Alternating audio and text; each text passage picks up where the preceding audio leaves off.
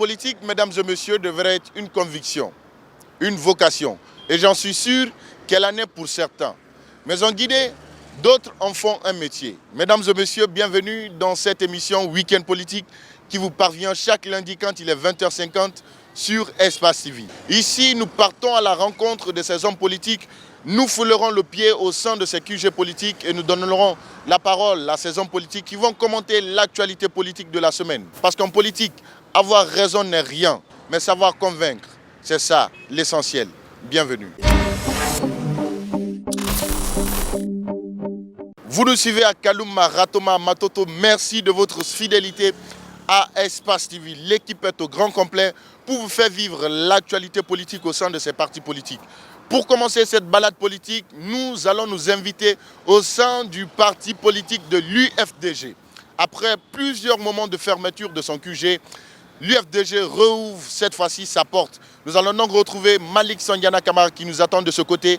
Malik, bonjour. Bonjour Félix Milimono, bonjour à nos millions de téléspectateurs qui suivent en ce moment Week-end Politique, cette émission qui débarque dans le QG des partis politiques et aussi des assemblées générales pour suivre en intégralité tout ce qui est dit par les politiciens. Alors aujourd'hui, nous sommes au parti du l'UFDG, à l'assemblée générale de l'UFDG bien évidemment, pour suivre leur décryptage de l'actualité sociopolitique du pays. Après plusieurs mois et années, l'UFDG reprend de plus belle ses activités politiques. Tout de suite pour suivre les discours et analyses politiques de cette formation politique. Bienvenue à tous.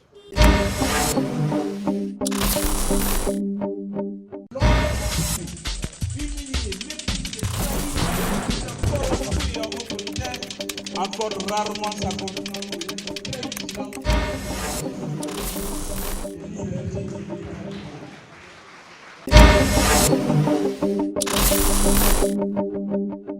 Aux acrobates de l'UFDG pour une petite prestation et on revient pour le cours normal de cette cérémonie.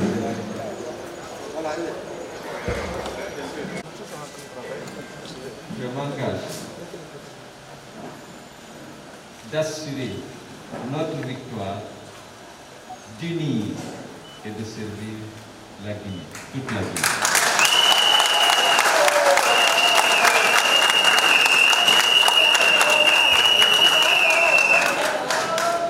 Militants et sympathisants, responsables de l'action nationale du parti, j'y vais.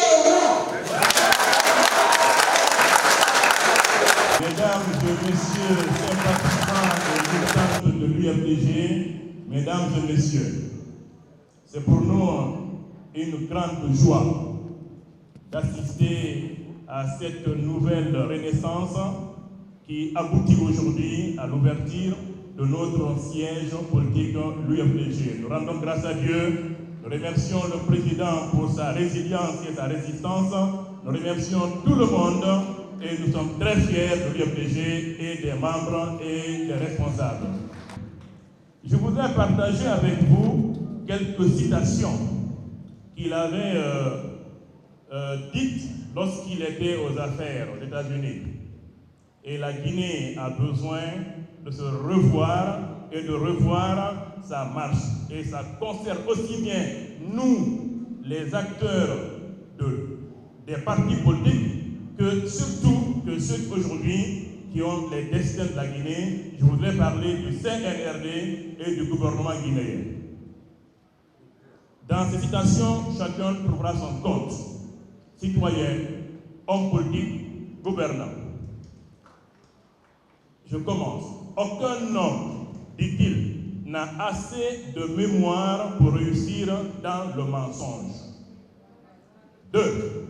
Un bulletin de vote est plus fort qu'une balle de fusil. 3. Vous pouvez tromper quelques personnes tout le temps. Vous pouvez tromper tout le monde un certain temps. Mais vous ne pouvez jamais tromper tout le monde tout le temps.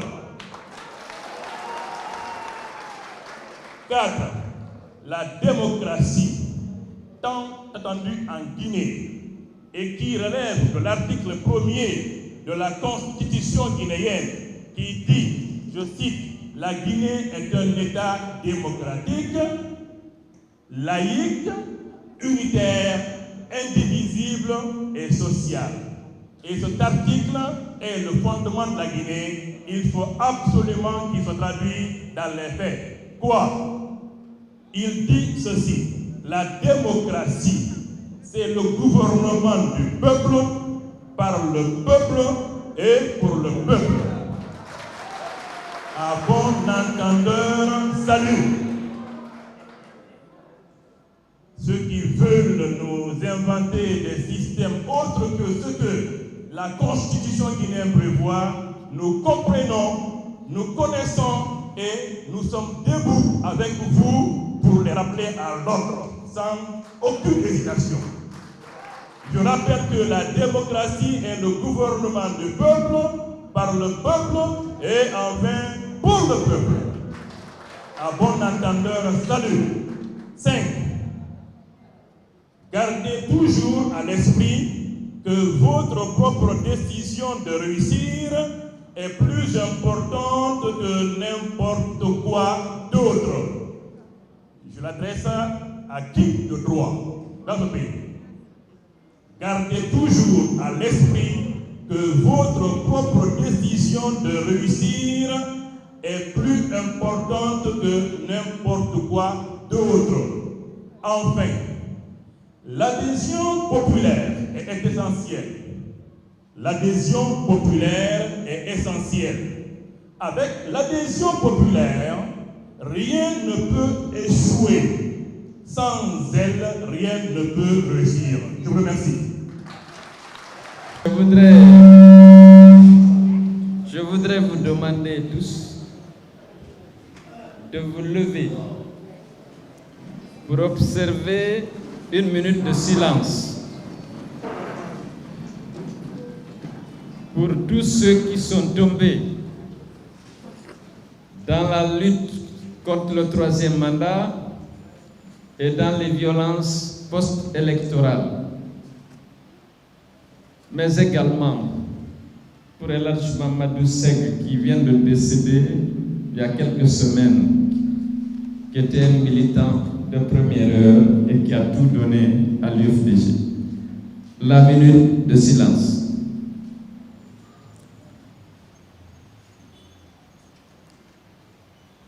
Je vous remercie. Je commencerai par souhaiter la bienvenue à l'UFDG à celles et à ceux qui ont décidé de faire confiance à notre parti et à son président en adhérant à notre formation politique. Mes chers compatriotes qui avez pris cette décision, sachez que nous sommes honorés par votre décision et l'UFDG fera tout pour être digne de votre confiance.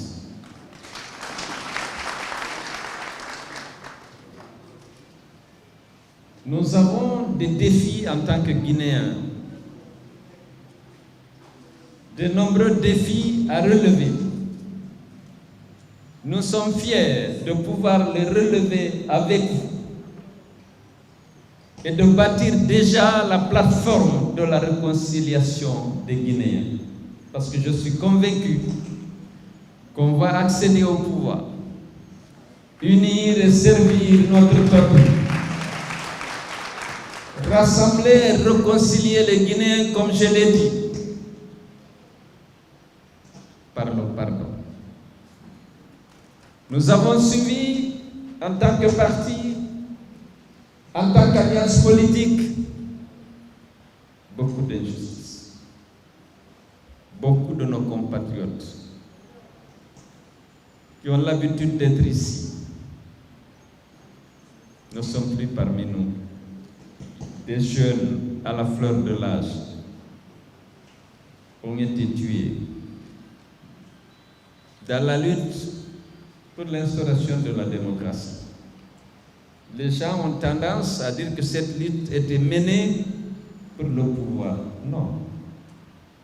toutes les manifestations organisées, c'était pour exiger le respect de la loi et des bonnes pratiques. On ne s'est jamais battu pour dire allons nous installer à Sékou Touré. Nous avons voulu que les élections soient organisées à bonne date. On a dit qu'on était violent. La Constitution était claire à cet égard. L'organisation des élections ne doit pas dépendre de l'humeur du président de la République, parce que c'est du domaine de la loi. Nous avons depuis 2011 mené ce combat pour exiger le respect de notre Constitution et des autres lois de la République. On nous a traités d'hommes violents. On a tué nos cadres qui manifestaient parce qu'ils voulaient que la Guinée soit une société démocratique, respectueuse des droits humains et des libertés fondamentales. On a vécu le terrorisme d'État. Je n'aime pas rappeler ça parce que je n'aime pas qu'on ait le sentiment que l'UFDG se victimise. Parce que mon souci, c'est l'avenir de la Guinée. Pour que demain, les fils de ce pays se retrouvent autour de la table, qui se retrouvent dans les mosquées, dans les églises, pour accepter de se pardonner, pour que l'avenir soit protégé, pour qu'il n'y ait plus de haine et de violence injustifiée vis-à-vis des fils du pays. J'aime dire que personne d'entre nous n'a choisi d'être Guinéen, mais aucun Guinéen n'est supérieur à un autre. Nous voulons, dans notre programme, dans notre projet de société, garantir l'égalité des droits et des chances pour tous les fils du pays. Parce que c'est autour de la justice, c'est autour de ces valeurs qu'on peut bâtir et consolider l'unité de la nation pour que tous les citoyens soient égaux devant la loi, qu'ils aient les mêmes chances d'accéder à la fonction publique, à l'armée, au marché public. Aucun groupe particulier ne doit être supérieur à un autre. Notre combat a été pour ça. On a déformé, on nous a attribué des intentions qu'on n'a jamais eues. Parce que notre souci, c'est que la Guinée soit unie et que l'égalité des chances et des droits soit garantie à ses enfants. Tout ce que vous voyez ici, ça a été réparé grâce à des bonnes volontés. Parce que certains, c'est des sympathisants de l'UFDG, d'autres non. C'est des Guinéens sensibles à l'injustice et qui ont voulu marquer leur solidarité avec l'UFDG. Parce qu'ils étaient admiratifs de notre résilience, de notre courage dans le combat. On a tenu jusqu'au bout, malgré tout. On a refusé d'appliquer. On a refusé d'accepter que la vérité, c'est le mensonge et que le mensonge, c'est la vérité. On a bénéficié du respect de notre peuple parce que dans ce combat, l'UFDG est resté debout jusqu'au bout, malgré les emprisonnements, les tueries, la confiscation de nos lotos, la confiscation de nos droits et libertés de voyager, l'emprisonnement des principaux collaborateurs du président. On a tenu parce que nous sommes des hommes de conviction. Je voudrais remercier tous ceux qui ont contribué à la rénovation de ces locaux et à leur équipement. CDG a été rénové, entièrement équipé. On n'a pas déguisé un franc. Ici, vous voyez, on a fait la peinture, on a aménagé derrière, on a eu un forage, on doit avoir l'eau courante maintenant au siège. Suite à ça, parce que les gens ont voulu exprimer leur solidarité, leur soutien à une partie qui a été victime d'une injustice soutenable. Des gens qui sont loin de l'UFDG, croyez-moi, qui ont manifesté leur solidarité, qui ont contribué à la rénovation et à l'équipement de nos locaux. Je tiens à leur exprimer les profonds sentiments de gratitude de l'UFDG et de ses militants. Nous commençons à avoir des inquiétudes, nous le disons. Nous apprenons. Il faut renouveler la classe politique. Il faut chasser les vieux. Notre combat, c'est pour que le peuple de Guinée choisisse ses dirigeants. Il ne faut pas que des gens s'enferment dans un bureau pour choisir à la place du peuple en disant que le peuple ne veut plus d'une telle génération, ne veut plus des anciens peuples, ne veut plus tard. Vous le savez. Ça ne sera pas accepté. Alors, vous savez bien, je vous explique. On n'acceptera pas des choses qui n'existent nulle part ailleurs. En France, les Français ont élu Emmanuel Macron à 39 ans. Ils n'ont pas pris une loi pour exclure les vieux. C'est par le jeu démocratique que le jeune a été élu. Aux États-Unis d'Amérique, les Américains ont élu Biden à 77 ans. Ils n'ont pas pris une loi pour exclure les jeunes. On peut faire la campagne contre les vieux si on veut. Aller vers le peuple, dire je suis candidat, je suis jeune, choisissez la jeunesse. Mais les gens ne peuvent pas s'asseoir à Conakry, dire c'est nous qui connaissons la volonté du peuple et le peuple des anciens. On n'acceptera pas. On est dans un monde qui est un village planétaire. Il faut que nous nous entendions. Si nous voulons l'instauration du dialogue, c'est pour discuter. Le CNT est mis en place. On accepte le CNT par consensus. Personne n'a de la légitimité. Mais il faut qu'on sorte de la transition. Il faut qu'on soit d'accord. Comment sortir en attendant? Puisqu'il n'y a plus de cadre, sauf qu'il y a la charte de la transition. Et même la charte de la transition semble suggérer fortement le dialogue. Parce qu'il dit que la durée de la transition sera définie par le CNRD et les forces vives. Ça signifie qu'on discute. Mais on ne peut pas discuter dans les grandes messes dans une salle comme ça. On demande aux partis de composer des délégations, qu'on s'asseye autour d'une table, on regarde les arguments pour, les arguments contre. Ça aide à préserver la paix et à prévenir des conflits. Et donc, vous êtes des responsables de l'UFDG. J'ai dit, nous avons passé pratiquement 11 ans à manifester pour exiger le respect de la loi. Que Dieu nous préserve de nouvelles manifestations. Ce n'est pas notre vocation. Mais il faut qu'on se parle. Même avec Alpha Condé, il ne respectait jamais les décisions issues du dialogue. Mais chaque fois que c'est chaud, mais il attendait toujours que ce soit chaud, que la ville soit paralysée, pour appeler celle de vient, on va parler. On est allé, on a arrêté tout de suite, on a répondu. Les gens ont dit, il va te rouler dans la farine. Ça a été parfois le cas. Mais on ne fait pas des manifestations. C'est un droit constitutionnel. Mais non, c'est à défaut de la volonté de dialoguer et de respecter les décisions issues du dialogue. Et on était convaincus que la loi nous autorisait à marcher. Mais c'est parce qu'il y a une violation flagrante de la loi. L'échéance électorale est fixée par la loi. Lorsqu'il a refusé d'organiser les élections législatives à bonne date, les élections communales à bonne date, les gens ne voient pas le motif pour lequel on demande une marche pacifique.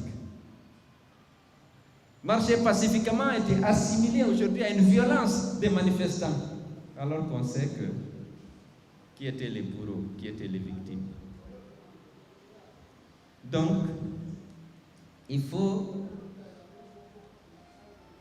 remobiliser la base. Je dis encore, ce n'est pas pour dire qu'il faut, mais il faut qu'on soit vigilant et prêt pour dénoncer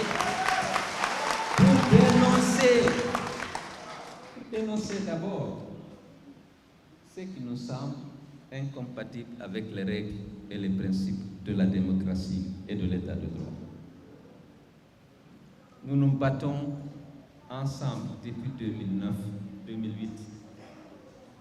On a subi beaucoup de sacrifices. Ce que nous faisons aujourd'hui, c'est lancer un appel au colonel Doumbouya pour qu'il résiste. Les pressions vont être fortes. Les pressions qui visent les exclusions. Les pressions qui visent à se donner un candidat, à défaut d'être candidat. Redonnons à notre peuple la possibilité de choisir ses dirigeants au niveau local, au niveau législatif, au niveau de l'exécutif. Il sera ainsi le père, le véritable père de la démocratie en Guinée. Moi, mon combat est pour ça. Pour marquer notre soutien au CNRD, on a renoncé à notre revendication de notre victoire de 2020. Comme ils ont annoncé des élections, nous, c'est notre sport favori si elles sont transparentes. On a dit, au lieu de dire, envoyez, mettons en place des commissions pour vérifier si on a gagné, comme vous annoncez des élections, allons aux élections. Maintenant, s'ils disent qu'on ne peut pas aller aux élections, nous autres, en ce moment, ça...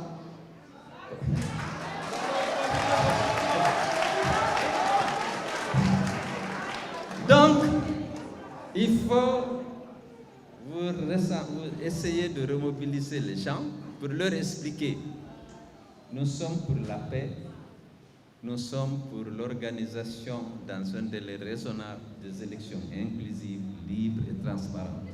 Pour que les Guinéens, comme je l'ai dit, choisissent librement leurs dirigeants à tous les échelons. C'est pas comme c'est ça la démocratie.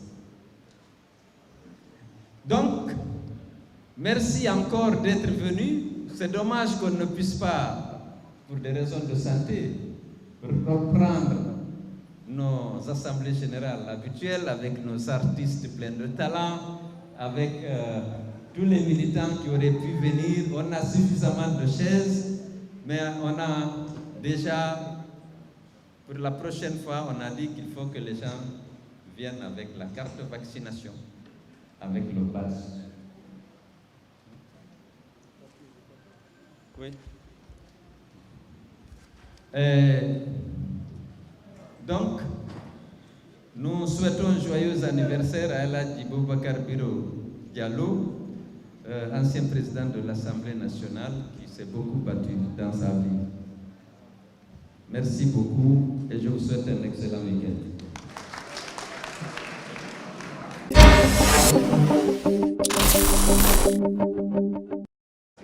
Monsieur le Président, bonjour. Bonjour. Alors, on vous a suivi tout de suite dans votre allocution. Ouais. Et vous avez parlé concrètement de votre indignation par rapport à la répartition des sièges entre les partis politiques.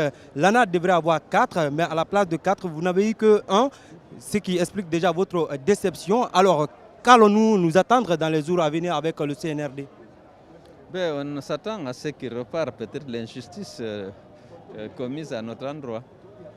Alors, et quelle appréciation faites-vous déjà de cette première reprise depuis plus d'une année? Le siège de l'UFDG était fermé. On a fait un communiqué pour dire que tous les militants n'étaient pas invités, que c'est les responsables seulement en raison justement de la pandémie. Je pense que sinon, je suis satisfait de retrouver d'abord le siège et les militants aussi.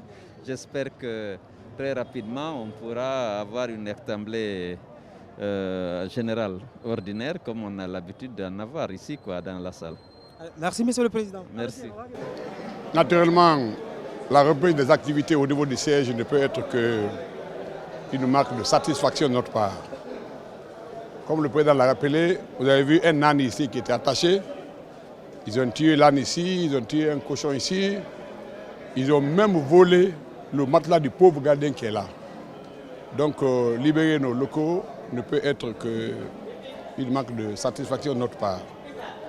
Maintenant, en ce qui concerne ce que vous venez de dire concernant le CNT, il a dit, le CNT, je crois que le ministre du territoire pour moi, il a tort d'inviter cette coalition, demander aux 7 coalitions de faire des propositions. Les 7 coalitions se sont retrouvées. Ils ont fait, un consensus qui se soldé par un écrit qui lui a été transmis, partageant les 15 postes. Il a fait fi de l'écrit là. Et pour moi, ce n'est pas juste. Nous apprenons beaucoup d'échos qu'il y a des membres présumés, nommés dans le CNT, qui ne sont même pas proposés par leur corporation. Je ne connais pas leur nom, mais nous avons de l'information là-dessus. Comme il a dit, nous sommes reconnaissants de ce que le CNRD a fait pour nous. On avait des cadres en prison. Moi, j'étais interdit de voyager, comme beaucoup d'autres cadres du parti. Il nous a autorisés à voyager. Il a libéré nos prisonniers. Il a libéré nos sièges. Nous le reconnaissons. Mais de là à accepter l'inacceptable, ce n'est pas possible. Nous demandons au président Doumbouya de corriger les erreurs de son ministre et de rétablir l'UFDG dans ses fonctions, en fait dans ses droits. Vous savez que si on devait repartir des sièges au niveau des partis en Guinée, si vous prenez l'UFR, l'UFDG et le RPG, ces 3 partis-là totalisent 95% de l'électorat guinéen depuis 2010. Vous ne pouvez rien faire en Guinée politiquement en ignorant l'UFR, en ignorant l'UFDG et en ignorant le RPG. Je pense que le CNRD a tout à gagner en dialoguant avec les principaux partis du pays.